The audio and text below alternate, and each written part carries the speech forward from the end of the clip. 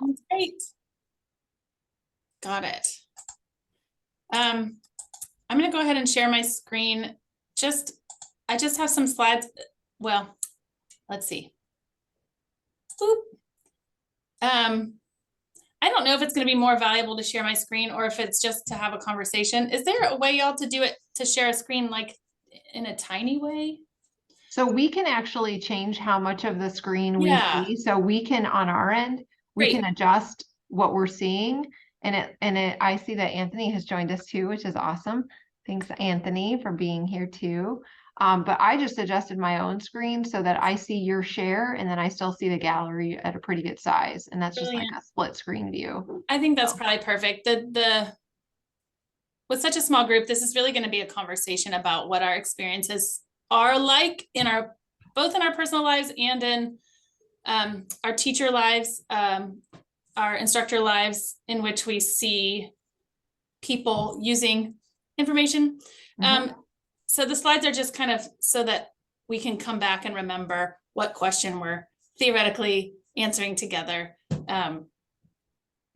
Yeah, so it's more like a conversation.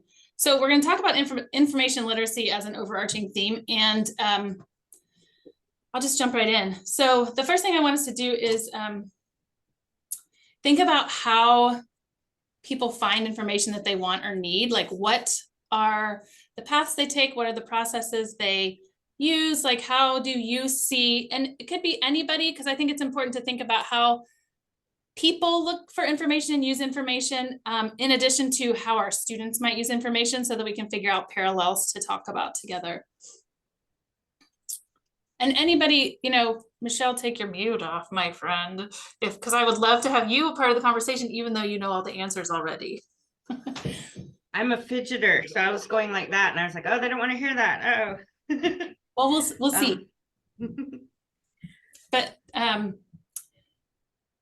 so Tisha, in your experience as an instructor, or in your experience in your life, even thinking about things like Disney or signing up for a vacation, like, how do we see people using information, and how do we see them finding information that they want or need? Oh my gosh.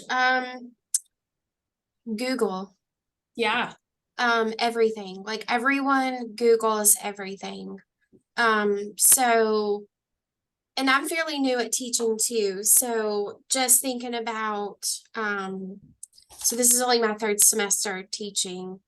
But I mean, everything is at their fingertips. So things that I think of is, okay, like, they can Google this, they can, find the answers really quickly. So how do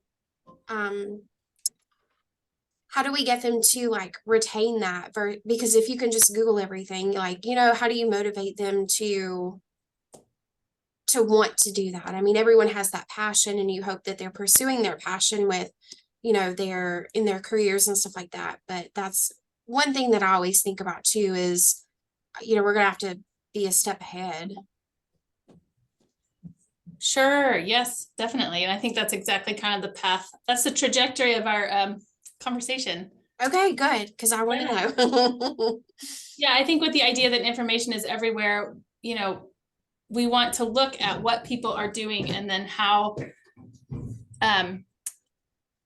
we can structure maybe their ideas and thinking about how to find information, but then also how to teach them other pathways and other ways of thinking about how things are organized.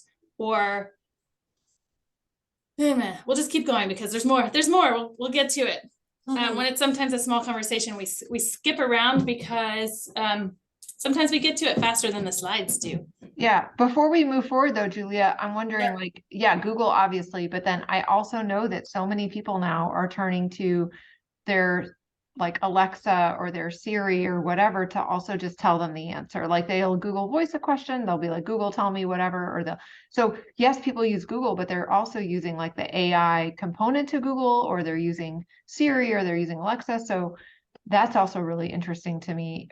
And then they're just like, where they're getting their news or their information that's coming to them on the daily, I think is another thing for us to consider. Like, people are curating news information or information sources particular to their interests, right? You can even do that. Like I subscribe to the New York Times, but I've also curated a special column that just is the stuff I want to read, you know? So even within a news source or a social media feed, we can pick the things that we subscribe to or follow. Yes, exactly. And then I think, you know, in the last session, we did talk about some of the analog ways of finding information, like asking someone a question or going to the library. And I know that we've all seen the progression of, yes, that still happens. And yes, those are still valuable skills. And also, how has that shifted over time and adapted both the information and how people ask questions? And along with what you were saying, Sarah, the idea of social media, folks getting information from social media. Sarah's example is she has talked to a person recently who gets all their news from Twitter. And what does that mean? Like, you know, on the surface, thinking about a person getting all their news from Twitter, like there could be some pearl clutching about it, like, oh my gosh, I can't believe there's only, like, it's social media, la la la la la. And exactly what Sarah was talking about, it is possible to curate a diversity of sources from an aggregator like Twitter, a social media account. We also talked about how people, the youngers, might be using things like TikTok and other social media platforms that we may not even know about yet. Like, oh my gosh, I was at a PRISM meeting with JPR and one of our work study students, and they were talking about, I don't even know if I can remember the words about what it was that they were talking about, but what it sounded like was like something like a bulletin board in the days of old internets, but They're say what, using Michelle? Discord or something like that, or Yes. Reddit or something. Yeah. Yeah, and so there's, I mean, and I'm like, well, I've never even heard of that, young folks. And it's important to talk about that too, because that's where a lot of conversations are happening, and that's where people find information in conversation with each other, or, you know, as things are posted and distributed that way. Because it's both cool to talk about in the context of teaching and learning, and just as human beings, how we communicate. Michelle, did you want to say something? Well, I just think things have shifted too. Like we used to read physical newspapers and all watch the same TV, maybe watch the same news on a broadcast news. And now a lot of people don't have cable anymore, so they're dialing up what they want. Like you have to go, like, since I don't have WLOS on TV, I have to go to it and look for local news and weather. So I just wanted to bring that up. Like a lot of local newspapers are disappearing. Yes, absolutely. And I think about the pros and cons of things like that all the time. Just in that it creates opportunity for a diversity of voices, and also,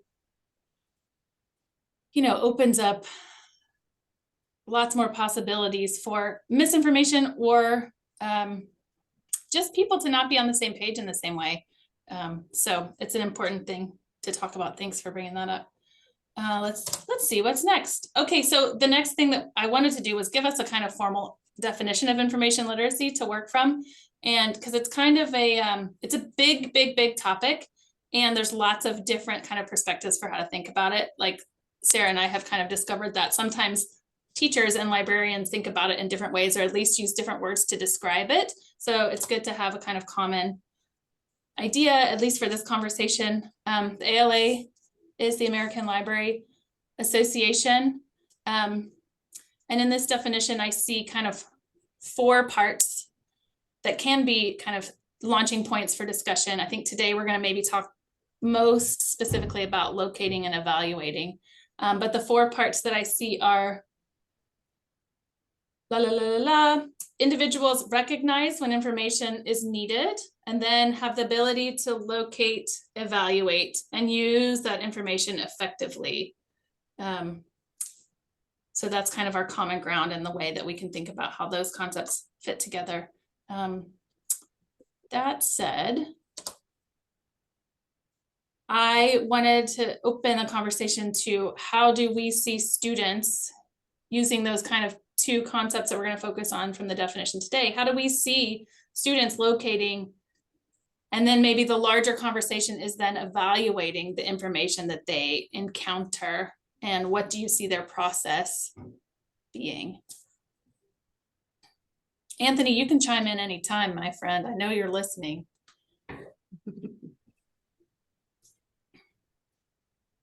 I think You're some doing students great. still ask their wise elders for things. They'll try to learn something from somebody who knows something about it sometimes.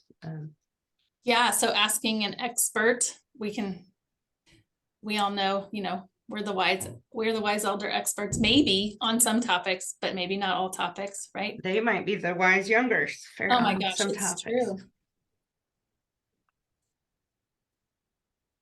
And then they're probably evaluating it by how they see the authoritativeness of the person they went to. Is that person an expert in dog training or whatever info need they have? Like, Yeah, that makes sense. Tisha, I know you teach ACA. Is there an opportunity for you to see students doing these things? Well, this is my very first time teaching ACA this semester, but from teaching like business class last semester, I don't want to sound like a negative Nelly or anything, but things that I've noticed is just that the newer generation is almost like they see whatever information they get first, it's at face value. And are they really evaluating that? Or do we just, oh, that's on Facebook, it's true, or that's on Twitter, it's true. So because they have so much access to all of these different modes of information, like I don't really know that how far they would evaluate to say, not like fact check, but you guys know what I'm saying. Like, I don't really Yeah, know no. like what they do. It's almost like they've forgotten that there's a back end process to that. It's just the whole, oh, it's on Facebook, it has to be true. Or I just think it's because we all are used to having things at our fingertips that they just get the information and move on, whether it's true or not. But I think they're just rolling with it. Yeah, I think that's an effective point to make. And I definitely think like this conversation is the kind of place where we can express frustrations with that behavior that we see. And then our next steps, we can think about it together. We can share stories about it. And then our next steps will be maybe to think about, see, in each place I skip different ones. Thinking about how to scaffold it so that we can explicitly teach them the skills that we want them to practice. But let me see if I can go back. We won't jump all the way ahead. So Tisha, I guess I'll maybe go back to you. I think it's important to think about where students get their information, and you cited Twitter and Facebook. The idea that they see things as being true if they're published anywhere, which is, I would say, highly problematic just because of, what we've already discussed about the incredible diversity of sources as information is ubiquitous.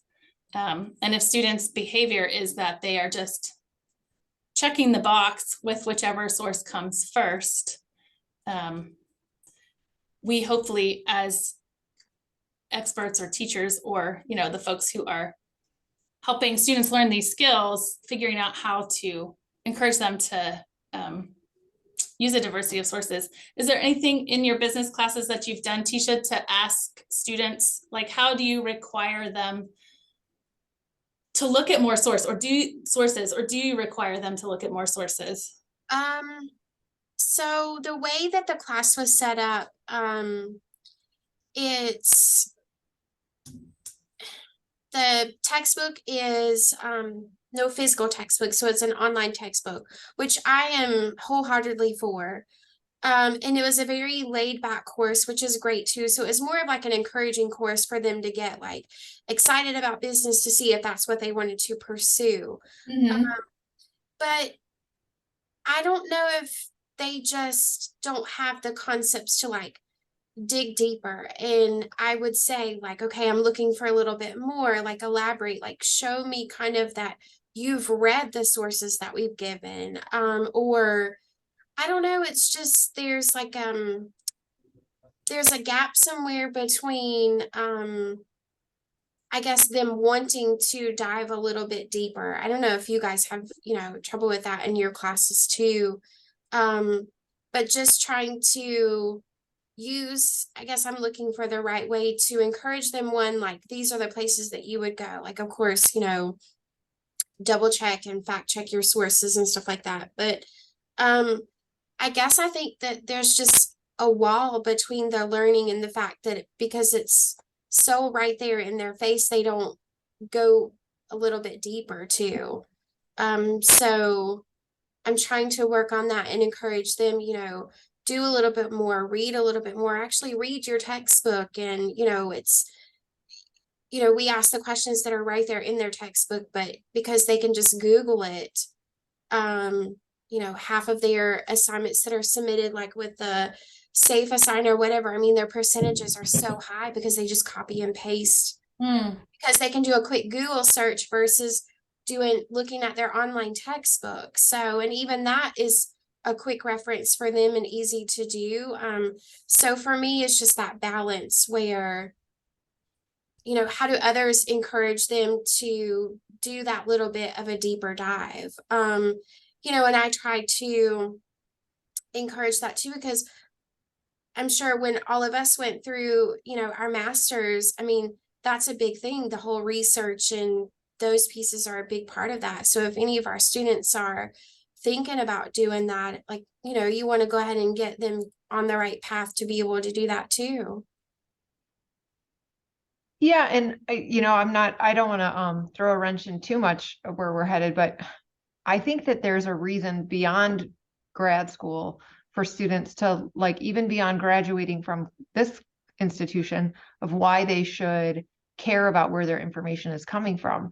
And they're pretty savvy at this when they know they have to be, right? Like, we're all guilty of Googling something and going with the first thing that we see. If I'm in an argument with my partner and I ask a question of Google and I have an answer in 2 seconds, at the end of the day, I don't really care if it's the right answer. I just had an answer, right? Yep. But when it matters, we do probably dig a little deeper. We're like, that doesn't feel right. Like, I'm going to scroll down. That could have been like fake news, right? So we know that there are times that we have to be sure that the information is coming from a valid source. And people will challenge you. They're like, are you sure? You get in those arguments in your everyday life with people. They're like, nah, that sounds fake. But what we want to do is encourage our students to recognize that when they're doing something for academic purposes, the first answer is not necessarily the best answer. And they can discern between sponsored content that comes up first in their Google search versus what's really the best answer when they have to. Yep. I think that there is some efficiency there, and there may be a lack of knowledge of how searches work, or what Google pushes to the top, or why Google isn't the best option. I'm familiar with an image that was really effective when I worked with students at my previous institution, and that's like this image of an iceberg, right? So we know that Google is getting everything on the top of the water. Like, Google can pull a lot of information from the open web, but databases, which is like the library resources and that verified information that we generally would want a student to be pulling from, that's not even available to Google because that's behind a firewall. So helping students think of a library database is getting at, or a library search is getting at, that information that's not openly accessible. And that's the really, like, that's the 4-star, 5-star information all the time. That's something that we can communicate in our courses that I think could be maybe a helpful guide to them. Like, this is why library searches are maybe a better option. Once you've figured out your key terms, or once you've done a cursory Google search, then move to the library, right? Thoughts on that? Yes. Well, I wanted to back up to something you said kind of at the beginning, Sarah, which we talked about in the last session too, which I do find valuable, in which you said students know how to dig deeper to find the thing that they want in their personal life. So everybody knows when you're buying something online, you don't necessarily buy the first thing on the list, because you have to dig a little deeper to figure out, is it the right color? Can you get it in your size? Like, is it a piece of crap, or is it from a reputable company that you recognize the brand name that comes with some sort of authority and it's quality control, for example, right? So I think that one thing that I've kind of stumbled onto is using things like making purchases online, let's say at Amazon.com.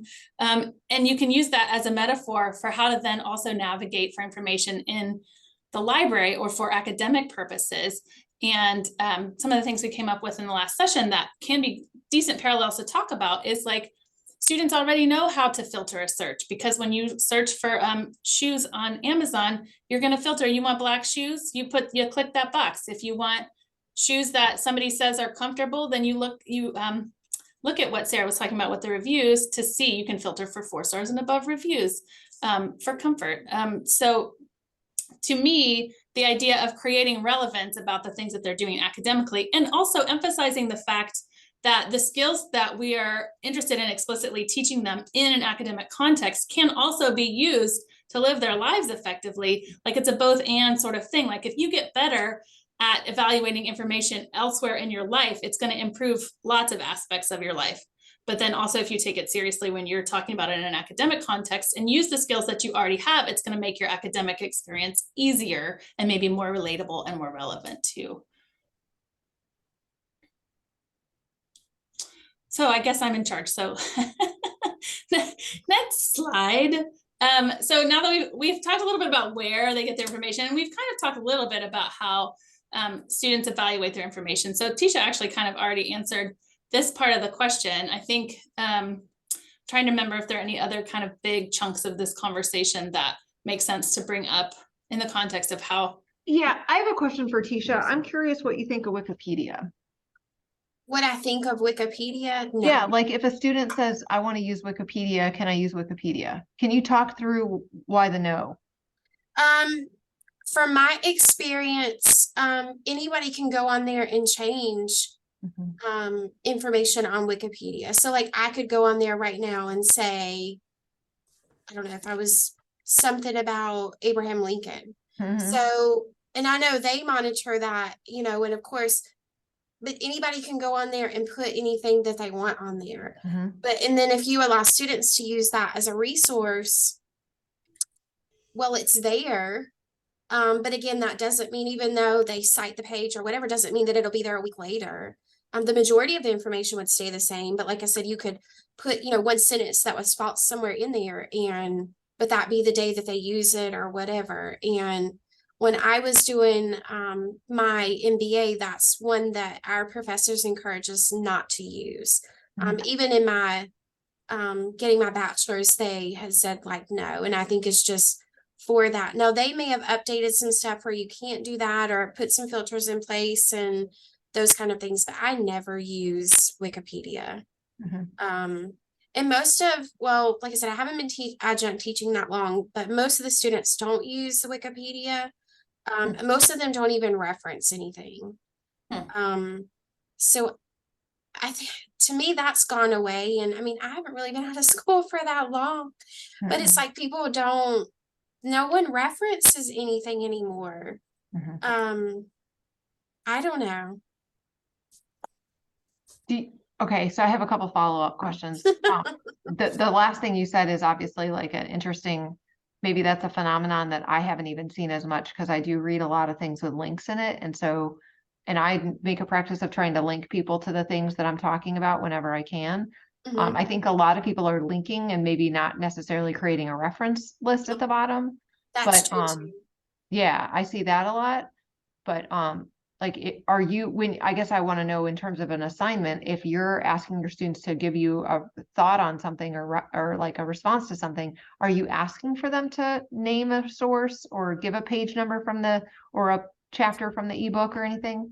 Yes. So Okay. in the business course, there were 1 or 2 assignments where we had said, we meaning Ben, because Ben was helping me with the course, but there was 1 or 2 where it said, you know, list a reference, or if they did, then obviously they would get like full credit for the assignment.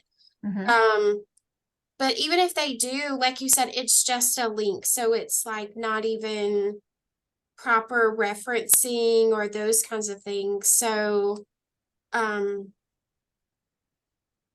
but again, like, I mean, obviously if, you know, I'm the first course that they've taken, so I'm just trying to navigate through the waters of figuring it out, okay, like, you know, have they taken an English course where they've done this? And if they haven't, you know, if they've taken business first, that kind of thing, like,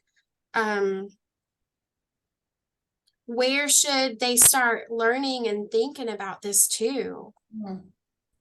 Like, is this something that they start doing in high school? I don't know. Yeah. And I don't mean to take us off topic. I No, just it's this is so new at important. this. It's important, but the standards for the high school, the state, you know, they are required to identify sources. They are required to do research on some level. Being a former, you know, K-12 teacher, even in, you know, 6th, 7th, 8th grade, I was teaching students these skills. So it's not that they're not being taught. I think that there are definitely gaps where maybe they're not being reinforced as much as they could be. But I think us holding students to a standard of naming a reference that's not their textbook or requiring them to do some of this work on some level. And I'm not suggesting that we need to require peer-reviewed journal articles. Like, I don't necessarily think that's Yes. appropriate in a lot of classes, right? That's more higher level undergrad or grad school, but they can identify a relevant article and find, you know, and give us name the article or give us the link to the article if it's an online publication. I think that's a really reasonable request. So then it just becomes, how do we show them how much that's valued, right? Yes. So Yeah, I have an assignment like that, Sarah, Yeah. like what you just described. Yeah, where I give them a topic, growth mindset, and I say, go pick a website and then practice citing it in MLA and explain why you picked that one. So if you just say, explain why you picked that one, you're trying to get them to vocalize their evaluative process. And there's an article and that a lot of people submit the most by Harvard Business Review, and so I think they're thinking, oh, the word Harvard's in there, so I'm going to pick that one. But that's a popular assignment. I think that's a good assignment. I could work with you on an assignment like that. Yeah, totally. I think I was just going to say, I think that's especially valuable for a business class because business sources are sometimes more often from like trade things on the web versus through a library database. In my experience anyway, working with business students, unless you're doing some big complicated SWOT analysis, they're more likely going to be finding trade journal articles or blog posts even from the Wall Street Journal or, you know, other sources, Bloomberg, things like that. And so especially that web citation lesson might be helpful for them. Yeah. And I don't want to rock your world too much, Tisha, but I will tell you that I think that Wikipedia can be a great place to start, depending on how you use it. And so where I've landed with Wikipedia is it may be a good place to get general background information, because a lot of times you don't even know where to start looking until you get some good general background. And the checks and balances in Wikipedia now are much better than they were even when you were in grad schools. Like, they improve all the time. So I think looking at the reference list of a particular entry, looking at, you know, who's contributed to it, that can be a good, you have to use it wisely, right? Like, it's not a 5-star every time, but I think Wikipedia is on fewer people's no lists now than it used to be. I think it was the Wild West for a little bit, but I don't think it's there anymore. So that's good to know. Yeah. Michelle, yeah. I want to throw something in there. We have a Credo reference, which is a database, which is a great background knowledge starting point. But a place where I would recommend using Wikipedia in this evaluative process is looking up where a source comes from. So like, we could look up that Harvard Business Review, and Wikipedia might actually have an article about the publication that would say, this publication has been in print since this date. The publication is owned by this company, kind of like some background business information. So that's a skill that we can teach students to, they can Google the author and, look at some of their credentials, but they can also Google the publication. And oftentimes it's a Wikipedia article that'll come up that provides some useful information about whether when you get into an online trade journal or newspaper or newsletter, trying to decide, is this good enough to include in my bibliography? We can sometimes Wikipedia helps in that evaluative process. That actually might be a really great collaborative effort for the business department too, because I know a lot of, as folks move further on in business programs, they do have to find company data a lot of the time. And so, you know, finding that company data both works towards establishing authority and, you know, fulfills sort of nuts and bolts of business curriculum. I'm going to see what's on the next slide. Boop. Oh. Okay, so we've already also, again, sort of talked about this a little bit in terms of what behaviors and skills we see being more successful than others and why. I think we've talked maybe in the context of the detriment of Googling something versus going to more authoritative sources. Michelle or Tisha, do y'all have anything to add about what things you do see students doing or do wish that students would do in the context of looking stuff up?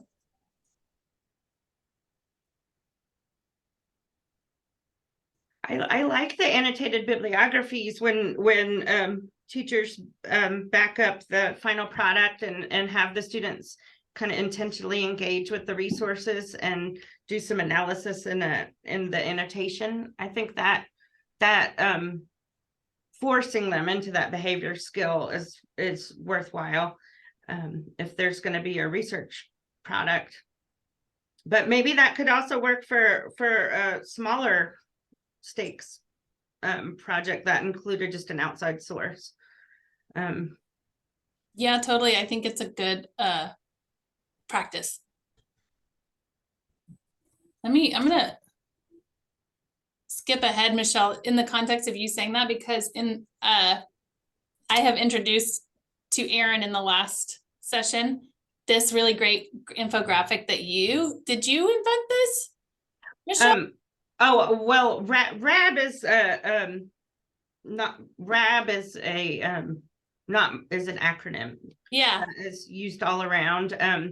We worked together to put the content of this the questions together. And that's a Canva graphic. Yeah, that I put together and cool. can share.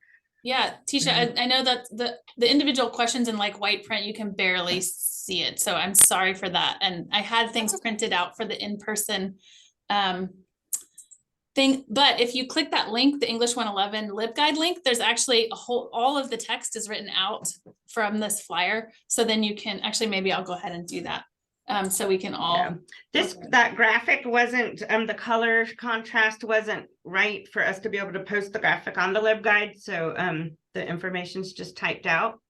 Yeah, well, we can, maybe yeah. you and I can work together to make a cuter, more usable graphic that we can really pump it out and put the graphic-y part on there, because the graphic looks really great, and the next steps maybe could be make it a little more readable so that we could use it on awesome stuff. And for the text reader out loud for the blind. Yeah, absolutely.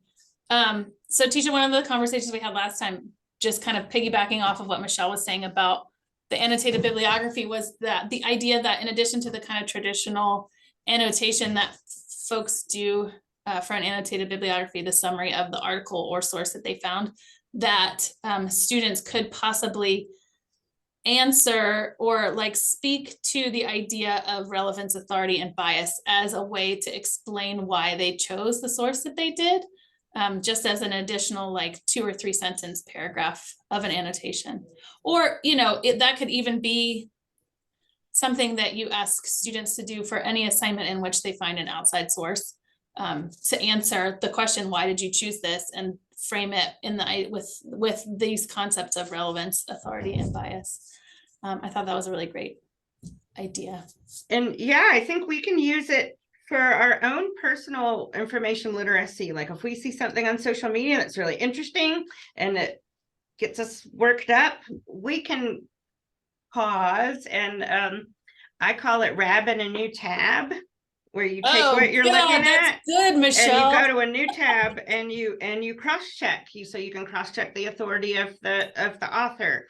You can cross-check what's this publication? There's something called Patch Online that always has some weird website that Yeah, pretends to be a Snopes, newspaper. right? Snopes is another Um, one. And Yeah. then bias, you can look somebody up. So if I'm not going to name any names, but I'm sure someone's coming into your mind. If we put them in Google, we could see their long history of coming from a certain point of view. That's there in black and white. I think bias is the hardest part to talk about with students. Yeah, can you say more about that? Well, I think bias, people's brain starts going to, am I acting in a prejudicial manner? Am I being racist? But bias can also mean the point of view you operate from. So the librarians were biased on appreciating our library databases over Google, maybe. So a lot of information is we might call it partisan or from a certain point of view. So I find that third question, kind of trying to get people to keep a look at the tone of what they're reading as a clue. We can't teach people if it's a .org, it's trustworthy, but if it's a .com, it's not. That doesn't work, but so I look at it as like, what point of view is the author bringing to the table? I kind of look at it that way. That makes a lot of sense. Yeah, and there's always bias, right? Like I mean, the idea that there's anything that's completely impartial is, I think we're not in a place where that, I don't know. I think I live in a postmodern world where there is no truth. There's many truths, right? There's many perspectives. And so I think helping students now, and I think students know that too, right? They know that they're in a silo and what they're seeing is different than what somebody else is seeing, and their truth is somebody else's truth. And really, it's more about understanding and openness. And so recognizing, okay, well, this is this person's truth, or this is this person's perspective, and at least I'm accounting for that's where that's coming from, kind of thing. So recognition of bias, not necessarily complete elimination of bias. I don't know how possible that is anymore. Yeah, just being a human is like a subjective experience. I think it's important to bring up at this point too, is maybe especially in a business context, ads and how tracing the money back to where the information comes from. Because as we all know, there's not only sponsored links, but there's sponsored links that look really tricky. Like it's really hard to determine that they are a sponsored thing or an advertising thing, or that there's money behind it. But then in addition to that, marketing exists as a whole thing in which, information is twisted or presented in a biased manner. And it may be a bias in a different way than we're kind of talking about previously, but understanding folks' motivations. And Sarah brought up an example last time about the beef lobby. And what's the organization called, Sarah? I forget. I don't think I named an organization, just like if the beef lobby has a website sponsoring or like about factory farming, you're pretty sure you know that they're going to be in favor of it because that's where their big donors are coming from, right? So the factory farmers are probably pushing the beef lobby in ways that a small farmer wouldn't be able to. So, or, genetically modified cows, I think the beef lobby is probably going to argue that that's perfectly reasonable and more sustainable and better for production. Of course they are, because that's where their money's coming from. So, yeah. Tisha, what are your thoughts when you think about this RAB acronym? Does that seem applicable? Yeah, I think so. I do agree with your statements as far as the bias, because like you said, we live in a world where we hopefully more people are being more all-inclusive, but making sure that you use the right all-inclusive language, with the bias. And I think, like you said, there's no more like, it's a big grayer area than it is where it used to be, black and white kind of thing. And now, because we're trying to be all inclusive and more diverse, which is great. It's, but appreciating that, like you said, is my truth is your truth, and being able to understand that too. So, yes. But we're But also, yeah, I don't have a lot of assignments that require so much in depth or anything, but it's, this is really good to encourage them to say, again, keep taking that deeper dive and making sure that you're checking, where your stuff is coming from. Maybe explaining to them too that, I mean, how many students use our library? Do they use that a lot? Is that I I think don't it depends, and a lot of it depends on, I mean, I have an article right here on my desk. A lot of it depends on what the library program is like and how relationships are built between instructors and what the relevance is and whether there are assignments that require students to use the library. So I think, for the context, and I think the things that we're talking about today can be applied in classes where there is not necessarily a research component, or there is not necessarily an assignment that requires students to go to the library, but it's another kind of, it's just it's a concept to think about in the context of everything that maybe not everything, maybe I'm thinking about the specific skills that we want to impart on students as they move through their academic experience. And so even, I'm not super familiar with the curriculum for the class that you teach specifically, or the business department in general. And I can imagine that there are plenty of instances in which students are either, taking in information or have to seek information, that we could still help them think about the idea of relevance, authority, and bias, even if they're not coming to the library to do a research project. yeah. So like an example that I used to give when teaching about authority, which may apply to business, but like if you're looking for information about business, are you going to like read an article that is a rumor about what Apple is about to do? Or are you going to feel the authority, the weight of the authority of an article from the Wall Street Journal? So things like that, like I think can be lots of different ways to look at how to use ideas and skills of navigating information. Tisha, remind me what class you taught last semester. Business 110. Okay, so business 110. So what are some of the top, like what's one of the topics that you guys cover? I mean, human resources was chapter Right. 3. So, Yeah. marketing. I mean, it was just like a high level, just to get them, like I said, Right. intrigued with, wanting them to get excited, and if, encourage them if they really liked the course to continue, doing business, that kind of thing. Right.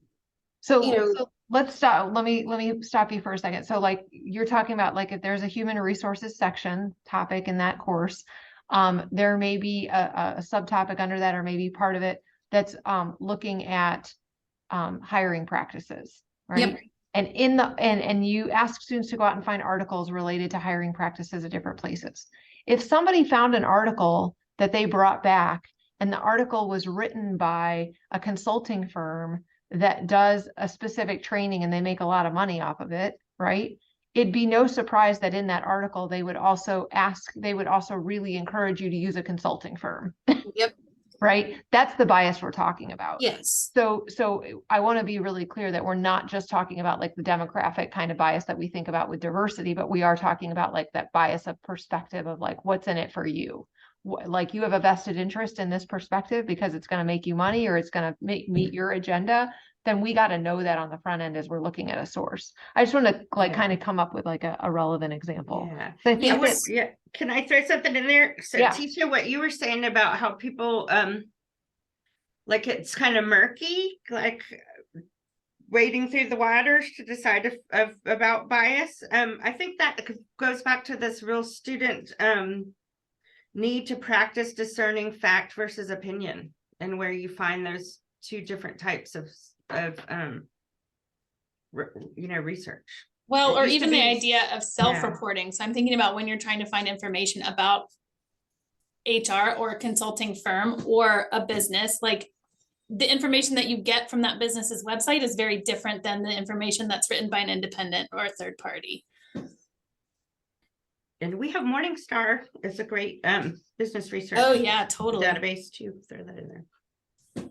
So do we provide our students with like, other than like this, like quick tools, like topics to think about when you're going to, you know, search different databases, those kinds of things. So other than this, do we have like a quick reference guide for students? Because that might just be like a general thing that they're not even thinking about before you even get to this page. If it doesn't exist already, we can make it so. I mean, that's the beauty of working in a small institution with librarians who are awesome, is that we can create that content for you. And tailor it either specifically to your class or specifically to like the whole department, specific to an assignment. We can create all of that, and we could even kind of collaborate in teaching it to students. We could make videos that you would embed in your course software. We could come to your seated class. You could come to the library. Any of those things are possible. I guess what I think too is just, I'm just on a larger umbrella would just be like something that I could encourage students to say, okay, these are things that you need to think about. You know, you've got a plethora of, you know, sources out there, but do that deeper dive. And then, I don't want to say like a rebrand of the library, but, you know, and I don't mean this in a bad way, but, you know, a newer generation, most of them don't go to the library because they have everything at their fingertips. yeah. So, but maybe flipping that and saying, okay, like our library and other libraries, you know, that's their job, is to weed out the, you know, it's, you guys know what I'm trying to think. I'm Yes, at a loss absolutely. for it, but you know, their job is to weed that out. So these should be your first thought of sources to check here because they've done their due diligence. They've done that. So something like that, where getting them to think about, oh, because maybe they don't quite know that that's what you guys do too. So on the flip side, kind of thinking about it in that way, that's what I would like to Delighted. We would be start. delighted Yes. to talk to your students about that. We would be delighted to talk to you about that. We would be delighted to help you think about how to structure assignments so that your students would be, let's say, highly encouraged to use Yes. library resources. That's all stuff that's within our purview. That's all stuff that that's what our job is, to help instructors with that. Okay. Beautiful. Yeah. And Because I think that's a good start, is getting them to, instead of doing a Google, would be getting them to think, oh, I need to check the library because they've already weeded out the, you know, stuff that I don't need to go through. And then here, that's where they can concentrate on the acronym with whatever source they find that, you know, this, you know, meets this criteria for what they're looking for. Totally. So if you'll look on my screen share, I switched over to the accounting and business LibGuide that already exists. So essentially it's like a list of databases that are business specific. And so that's not the most broad thing that we can do, but you know, in a pinch, this already exists. And let's say this semester, your students have questions about where they should look for information. You could point them right at that ABI Inform collection that's right there on the top of that list. And that is a database that is specific to journals related to business. Okay. And, you know, if they're struggling with topic choice, if they're struggling with finding something about the topic that they have already chosen, that's what we're here for, is to answer those questions and to help them find those sources. And there's lots of different ways to get in touch with us. In fact, let me look on the LibGuide to see if there's a link. Yeah. Can you chat that Yep. link to me, like in Google Chat, and then I'll have it at home. Yep, I can. Do you want it in this chat or do you want it in Google Chat? Google Chat. Yep, I can do that. So on that, I just want to point out one more thing on that LibGuide. If you go to the bottom and click that Ask a Librarian tab, then there's like 5,000 different ways to get in touch with us, including that form, but then this online chat thing over here, which I could log in real fast, it is a chat that will chat with a librarian 24/7. So during the day, it's me or Anthony. And then when we're closed, students can access any library, like a librarian anytime during the day. So if they're at home and they're struggling with anything, interpreting an assignment or finding resources for an assignment for your class, they can click that and a librarian will help them navigate the library to find stuff that they need. So that will be helpful, and I'll send that direct link to you in chat as well. Thank you. You're welcome. I just threw something in our chat, which is a digital newsletter I get every week from something called the News Literacy Project. And what they do is they run down the viral rumors of the week that have shown up on social media or in the newspaper. Oh, I like that. And it's just really interesting. So it's newslit.org, and Tisha, I can chat it to you over in the Google chat. After I got yours from that one and I saved it. Okay. So thank you. That's just if this topic is really interesting to you, that's a way to engage with it for your own personal use too. Awesome. I skipped ahead to our RAB thing, and let me just scooch back. I think, let's see what time's, time check. We're getting pretty close to 5 o'clock, and I definitely do not want to keep any of us any longer than we have to on a dreary Wednesday afternoon. Thank you, Tisha, for coming. I'm really excited that we had a chance to connect about this thing. I didn't even know that you were an instructor, so this is great. And now I feel like we have kind of a jumping off point to talk more about how the library can help you. And hopefully you have some ideas about how to help your students think about information literacy and how to get them digging a little deeper. Yeah, I think I'm just going to start with maybe the wording on, hey, these are places that I've already like weeded out, think about, don't just jump straight to the first thing that you think about or one that you already, you use every day or, something like that. And just maybe reframing or trying to help them rethink of a different thought process first, and then lead that, to this and evaluating their resources and those kinds of things. Cool, that sounds fun. FYI, I'm a closet business nerd. I don't really talk about it much because I'm so firmly rooted in the humanities, but I love thinking about and talking about business. So yes. anytime you want to be a nerd about what's going on, I would be tickled to talk to you about it. Love it. Love it. Thanks y'all so much for coming and being part of the conversation.